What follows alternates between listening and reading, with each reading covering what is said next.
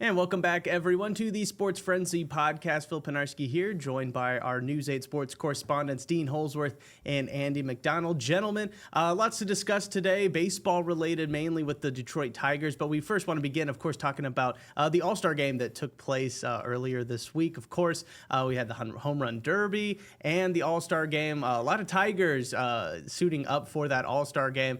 But let's focus on just the game itself, I guess, kind of going into that, the AL obviously winning 10 of the last 11 All-Star games, kind of had a little bit of momentum going into this. They did fall. Wacky turn of events on how we ended things. We'll talk about that a little bit, but Tigers themselves, I mean, how did you guys really think about how they performed in the game? Obviously not getting any hits. Tarek Skubal did not look too great. Casey Mize also gave up a run. Kind of disappointing outing for them, I think. Yeah, I mean, it wasn't great.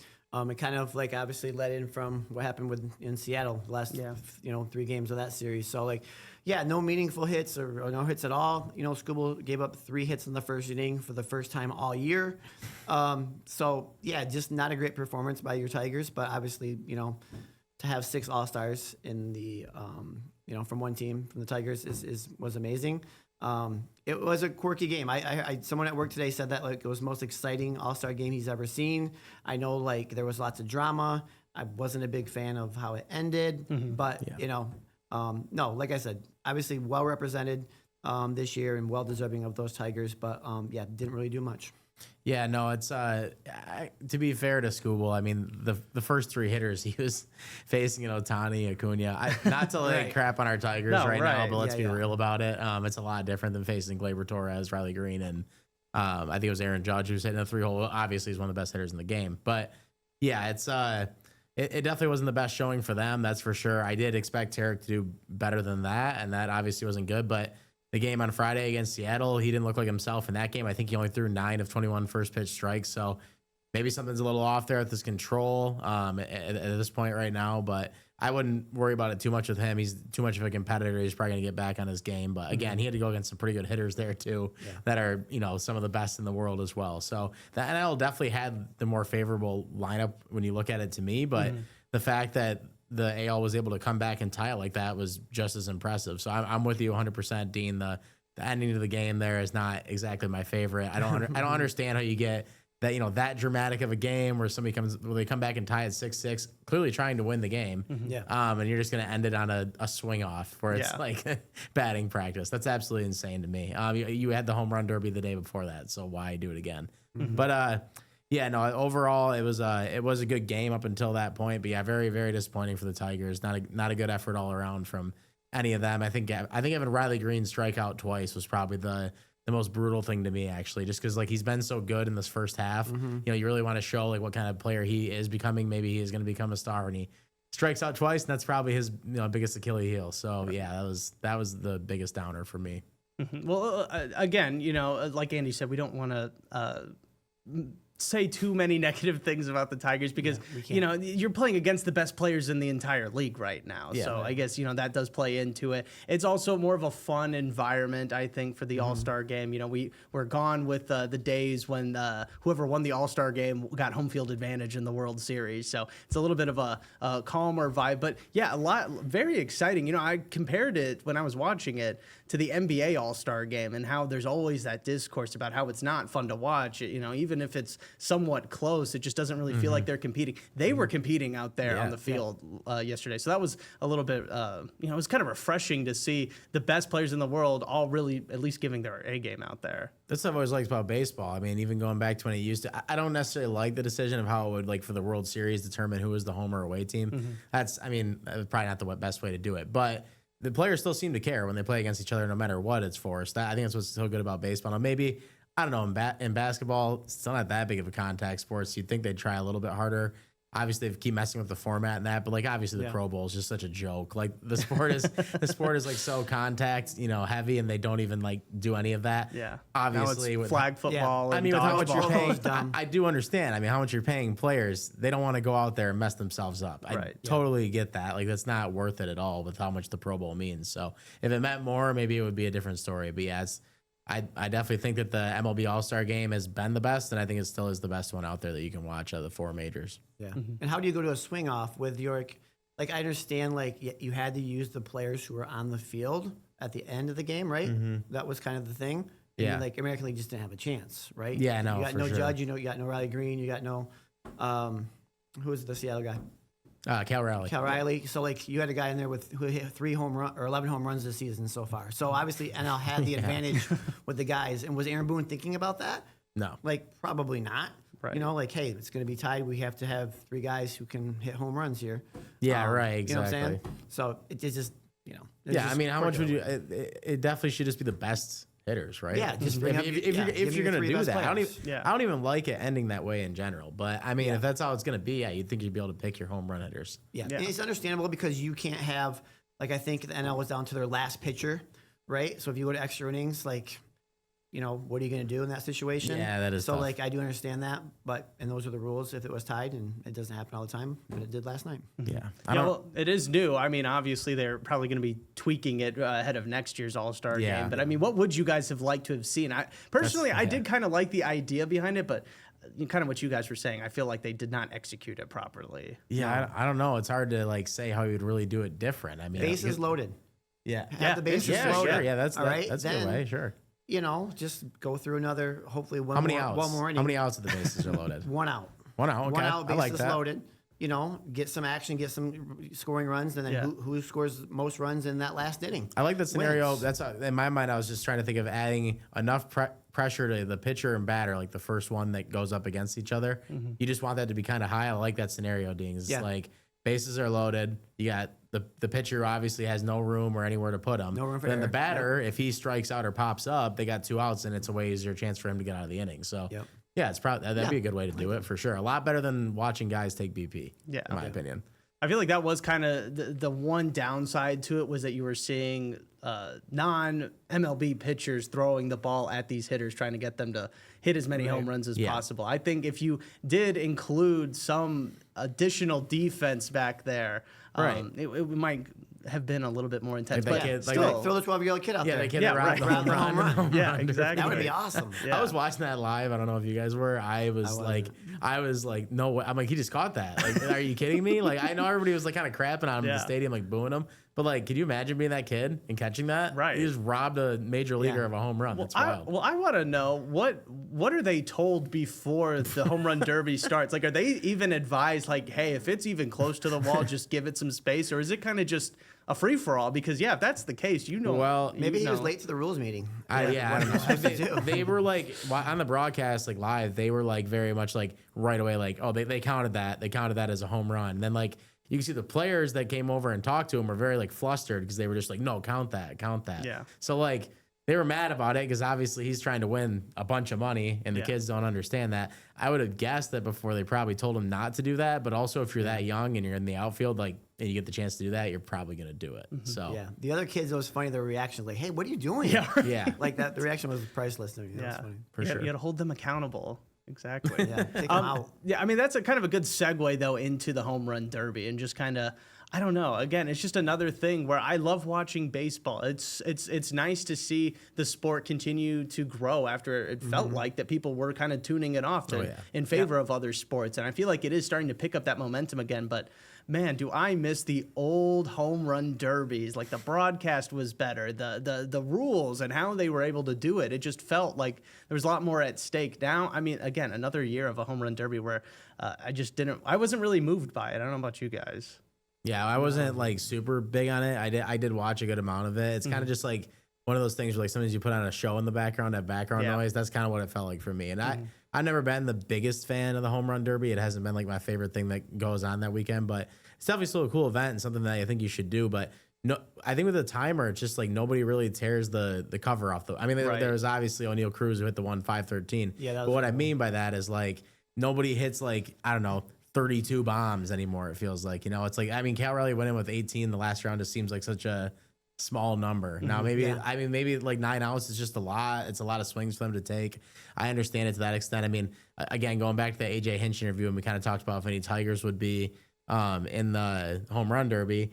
He didn't like say that he told them no. If they care about it, then fine. But he was like, yeah, he basically said like he doesn't want them to get hurt in it. So I'm sure they're not like really pushed to do it either. So it's obviously all for the money at the end of the day for them, which is kind of what it's about, I guess. But yeah, it just doesn't seem like the life is the same in it. That's for sure. Yeah. It's a lot of swings. Yeah. You know, Yeah. like fatigue kind of sets in a little The bit. 2 minutes, You're trying to hit home runs. You're not trying to hit singles or doubles. You're trying to hit home runs. Yeah. You're swing as hard as you can. If it goes down to 2 minutes and you're trying to, I mean, like those dudes are starting to hammer away. Now they can take a timeout, which is good at least, but like when they come back, it's like they get on a roll. Sure, they might hit a couple, but eventually your arm's going to get tired in that scenario. Like you can't take as many pitches or like get the ones you want, which that's why the numbers might be inflated. But isn't that what everybody wants out of a home run derby anyway? Exactly. Yeah.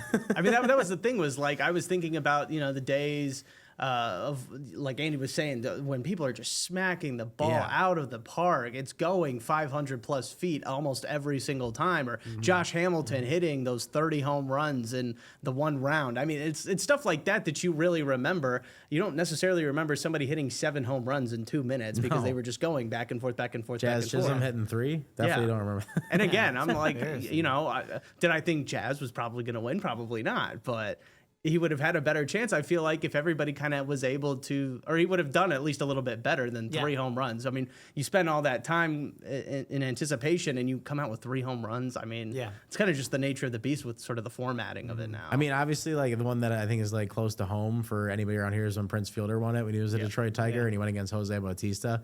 That was just like one of those ones where they're both towards the upper 20s, 30s, like every single round. And that's just not what you're getting out of this right now. It's not the same. Yeah. No, definitely. Well, anything else about All-Star Weekend you guys particularly liked, or things that, kind of took you by surprise a little bit? I mean, I watched the celebrity game. I probably enjoyed that the most, honestly, just seeing them put on a show. CC Sabathia did great. So it was just like fun to see like some of the former players, some of the celebrities get into it and just, again, have fun, because I feel like that's like the one event where the fun is really at the forefront and there's not really a whole lot on the line. But Home Run Derby, a little underwhelming. The end to the All-Star Game, a little underwhelming. But overall, I mean, just a standard All-Star Weekend, I would say, probably. Yeah, same. Yeah, for sure. I think if you're a Tigers fan, you should definitely be happy regardless of how they played in the game. Right. You should be happy that you had 6 players there, because that hasn't happened since back. Yes, I'm sure you guys saw the pictures going around on social media of like Verlander, Scherzer, and like those years. They had like Cabrera and Fielder and all that stuff were all in the same game. There was like 6 of them. Yeah. So it hasn't been since then. So obviously the ending of the first half is a little discouraging, which I think we're going to talk about. But it's still something to be proud of if you're a Tigers fan, that they had that many starters in the game, that many players in the game overall. Right. Yeah. No, let's actually jump into the Tigers now and kind of how they sort of stumbled into the All-Star break, going on a bit of a losing streak. Definitely some worry in the team. I don't know about how serious it is, though. Again, I kind of equate it to, you're about to go on summer vacation. Maybe you're not necessarily, your head's not in the game as well. They're getting into the All-Star weekend. Maybe for those that are going to the game, they were getting ready to take their families and enjoy the festivities. And then the players that didn't, maybe they were going to take a little bit of a trip or something like that. So I wonder if that played into it a little bit more. I mean, how concerned are you guys with how the first half ended for the Tigers? That was my take, Phil. Like, I think they just... a long, obviously, first half. They played so well in the first half, and then maybe they just got a little bit tired and were just looking forward to a break. Like what concerning to me was the fact that they were at home, right? Like this wasn't the end of a long West Coast road trip. They're at home in front of tens of thousands of people. And obviously there was some boos there on Sunday, when they lost. And another concerning thing was just obviously the pitching, right? When you give up that many runs at home, Seattle's a good team. They have some big hitters, but you see the struggles, and you're like, it's just going to happen now in the second half. So there's some worry, I think, with Tigers fans a little bit, but maybe they just needed a reset, right? And now they're going to be good. I definitely could agree with the fact that they probably need a reset. I think that they did need the break at this time, but there's definitely more concern for me with this team, just because you kind of said it there at the back half, the pitching. There is nothing fake about it. You give up 42 runs in that many days. Yep. This has been building. Like, their bullpen has been falling apart for weeks now. It's been the thing we keep talking about when it comes to the deadline. You had Will Vest and Tommy Kahnle as the 2 guys you kind of hang your hat on. And now it kind of feels like maybe they've been overused a little bit in these pressure situations, because even on Sunday when, AJ will always do that, where he puts in obviously won't call Vest the closer, but he put him in the 8th inning to try to win that game. And even he walked 2 batters and gave up a run to tie it. And that's just what you can't do as a bullpen. If you're about to get swept and, You got Riley Green hit one of the biggest home runs of his career. It felt like when he hit that home run to kind of give him the lead, like just, being the leader that he is out there for them as a player. And they still blow that game. And I was there on Friday night, watched that shellacking in the ninth inning there where Jake Rogers had to come in and pitch. Like, it was embarrassing. I mean, it could be one of those weekends where Seattle, came in, and I don't think the Tigers bullpen is this bad. I don't think they're going to give this many runs the rest of the season, but I will say to you right now, if they don't make a move for at least 2 arms in that bullpen, if not 1, and they somehow get somebody else like Alex Lang back that works out or whatever it is, I think they need to make 2 moves, though. They won't win the World Series with the bullpen they have right now. This will be the same problem they ran into in 2006. It'll be the same problem they ran into in 2012, where they have these guys that are nobodies that worked out for a lot of the season, but then they don't work out when the hitting gets really good, and it comes down to those kind of moments. So I just think right now, if you're Scott Harris, what better window do you have to go for it? You absolutely have to give up whatever you need to do to make that bullpen better. Yep, totally agree. Side note, Andy. Yes. If Jordan Davis wasn't performing the concert after the game, would you have left early, there was so early many in the people ninth inning? when Raleigh hit that I was the just grand. curious. I thought about you. When Raleigh hit the grand. I mean, my girlfriend wanted to see him anyway, so it didn't really matter what I wanted to do. But I did want to see him. Like I'm not a fan of him. But yeah, when Raleigh hit that home run, it was unbelievable. It was just like people stood up and left, and we were kind of debating because we were like upper deck behind home plate. We were kind of thinking like, should we try to move? No, for the concert. And everyone was thinking about leaving. For the concert. Yeah. We were like, should we try to get closer, or we didn't even know where the stage was going to be at yet though. And it turned out there was plenty of seats. I will say, want to give Comerica Park a lot of credit in the Tigers, because that's an awesome idea. Like, we moved down to the first baseline, and you could basically get the closest seat that you possibly could, and you're just right there. And he played like a 15-song concert. Oh, wow. Like, it was wow. it was like a full show. Wow. What? Yeah. I thought it'd be like a half hour, 45 minutes. No, it was like a full concert. Like, he played like this like remix to a bunch of songs like Mr. Brightside and all the small things and that kind of stuff. So like he did a bunch of different stuff, and he was a pretty good performer. So yeah, and they've done that twice this summer now. I'm trying to think of who the first person. Ludacris. Ludacris was the first one that they had earlier this year. So And it was raining, pouring rain. yeah. I think I heard about that. So that's what we were worried about the whole day, because that was the forecast the whole time. It kept saying 100% rain at 7 and 8, and then there was no rain. It was sunny. Yeah. But it was definitely. I don't know if we would have stayed past that, because you want to beat traffic at that point. I mean, I didn't need to see Jake Rogers come in and get a couple outs. I mean, that was honestly funny. Like, there were so many people still there. Like, everybody's cheering as loud as they can. But that was the first game of the series before they got swept after that. So I think people were a little lighter on it. Obviously, Sunday, people were clearly showing their frustration. If you ask me, I would say those boos probably were not for anybody but the bullpen. I feel like that was just like, this is getting ridiculous, Right. So, yeah. But sorry to get us off track a little bit there. But No, for sure. No, that was the most important thing we've talked about so far. But again, I think another thing that we had kind of talked about it last week too was the fact that the Tigers had a chance to reach 60 wins before the All-Star break, and now they're stuck at 59. That's so tough. that just adds another kind me. of detrimental feeling towards this whole thing. But it is worth noting that while this is their longest losing streak of the season, it's only 4 games. Yeah, which is still. I mean, again, we're still in a good spot. I don't want still anybody lead- to take my reaction as an overreaction that I'm saying they're going to be bad, because I don't think that. I just think that if they don't make these moves, they're not going to beat really good teams in the playoffs. The issues are starting to show. Yeah, exactly. Like more and more than they really have. Already. Honestly, in a way, they needed this. Like, they needed to get smoked, because they needed the reason to push to get these pitchers that are on other teams right now, because they don't have it in their system. Need to get humbled a little bit. Yeah, exactly. Right? They've been able to get humbled and know like, hey, this is our weakness right now, so we have to do something to shore that up at the trade deadline. Yeah. And you can't get some like, no name reliever, or like, you need to get like a number 2 starter on a team that's not going to make the playoffs or something like that. Like, you have to get some top notch guys in here, Right. Because otherwise, they're going to win the Central, right? Central's to me is very weak. They're up 11.5 games. They're going to win the Central, but then are you going to have enough arms and have enough to make a run in the postseason? Yeah, for sure. It's kind of tough for the Tigers right now and Scott Harris, because a lot of the teams that are going to be willing to trade some of those good bullpen arms that are around, they're in their own division. Like, you got the Twins, who have Griffin Jacks. You got the Guardians, who have Cade Smith, and you can even argue Clase. I don't know if they get rid of him, but. And then, obviously the Royals have a couple of guys in the back end of their bullpen that are good, and they probably all aren't thinking they're going to win the AL Central right now. That's for sure. Even with the Tigers collapse, they're still up 11.5 games on first place. So it's really challenging to trade within your division. Those are some of the best options.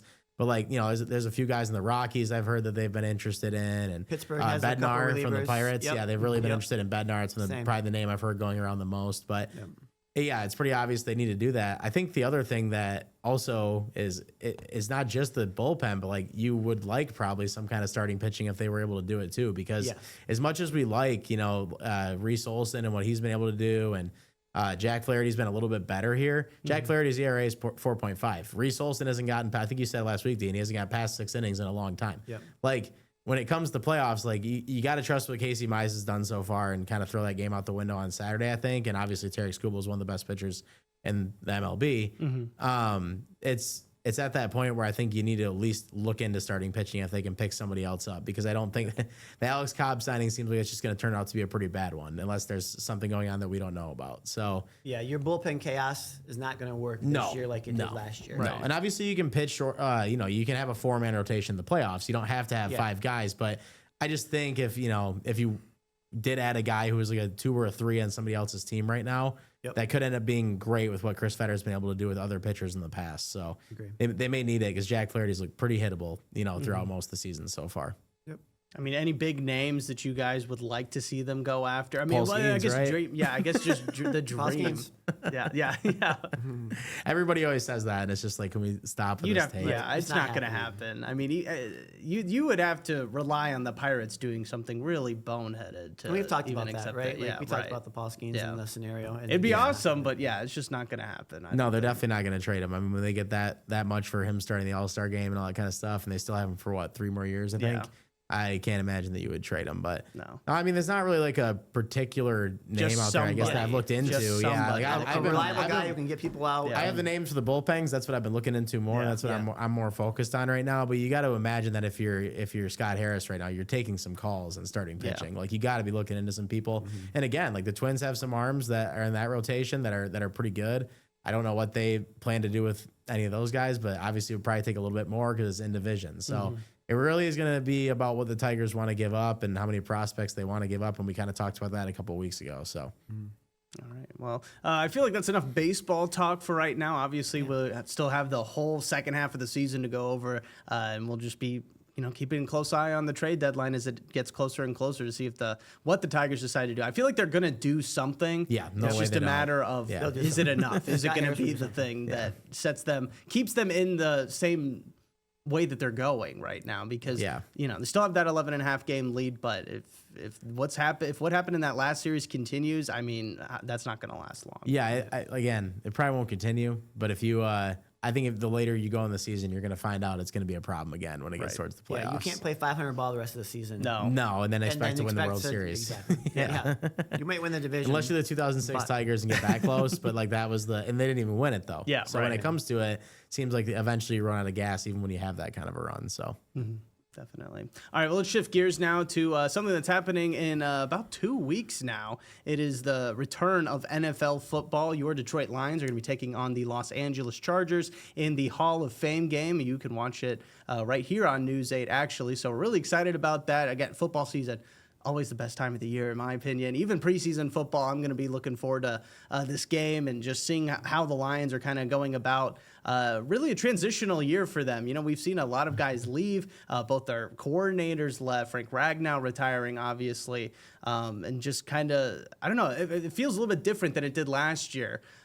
Just because they were coming off the NFC Championship berth, there was a lot of expectations. And then this year, the way they faltered in the playoffs and the losses that they had, I don't really know how to feel about Detroit going into this first preseason game. I mean, what specifically with the preseason game, what are you guys really looking forward to out of this team, or what do you want to see out of them?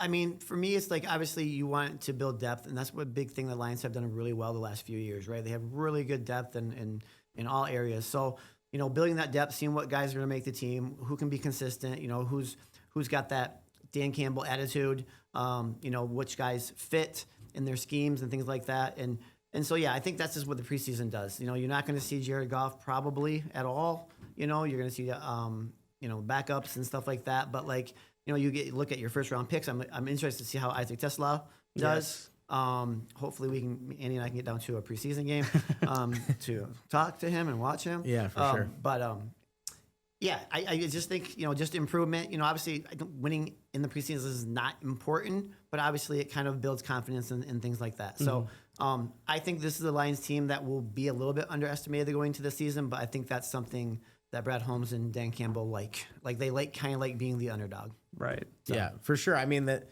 they definitely like that. I think it feels a little different right now than last year. I think it's last year coming into the year, they were, even though they had made the run to the NFC Championship game only once and haven't made the Super Bowl yet, it felt like everybody was kind of picking them and they had that kind of roster. I think what the biggest concern right now is just the offensive line is the obvious answer there, but it truly is. Like I saw a couple, power rankings of offensive lines out there and some Pro Football Focus stuff, and they were giving them like 13th. And what's the biggest strength of the Lions team from the past couple of years has been their offensive line, like as low key as it is because of the names of Jahmyr Gibbs and David Montgomery and how good they've been. But when you lose your leader in Frank Ragnow up the middle and some other guys are at the guard position, and maybe you have to move Glasgow over to center, and Rutledge maybe will come in and play.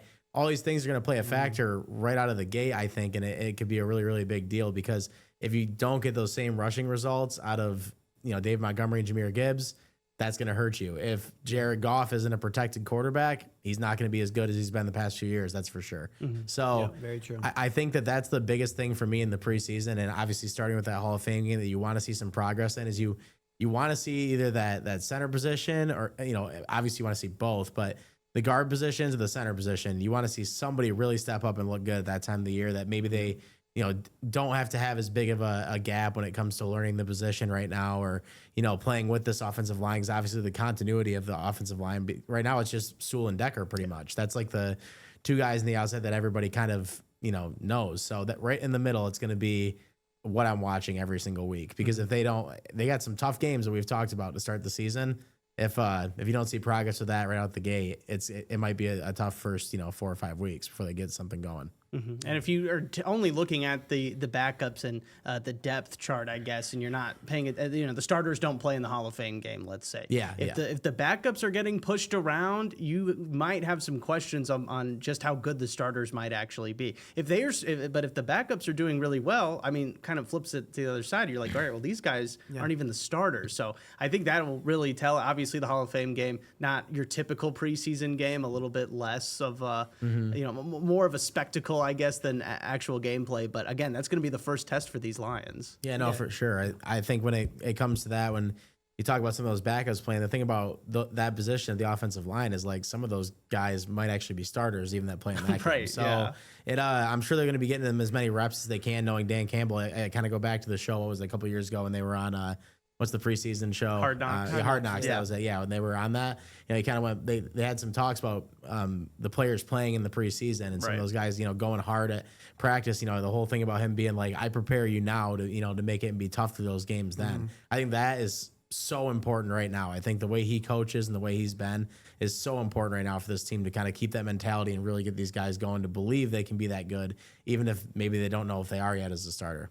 Yeah, it's a chance. Yeah, like you said, along those lines, it's a chance to prove yourself, right? It's a chance to go out and see, let the coaches know what you can do, and maybe you do or in a starting spot. You look at the wide receiver pool for the Lions right now, and you got guys kind of fighting for that third wide receiver spot right now. And so which guys can contribute the most and do what they can to help this team continue the success they've had. Yeah, definitely. Well, again, that all kicks off at the end of the month on July 31st. You can check out the Hall of Fame game right here on News 8. Very excited about that. Very excited to once again talk about some football. We'll, of course, be previewing a little bit more about the Lions and the rest of the football teams here in West Michigan and the state as we inch closer and closer to the start of that season. Dean, Andy, thank you both so much for stopping by today. We do appreciate it. We'll see you next week.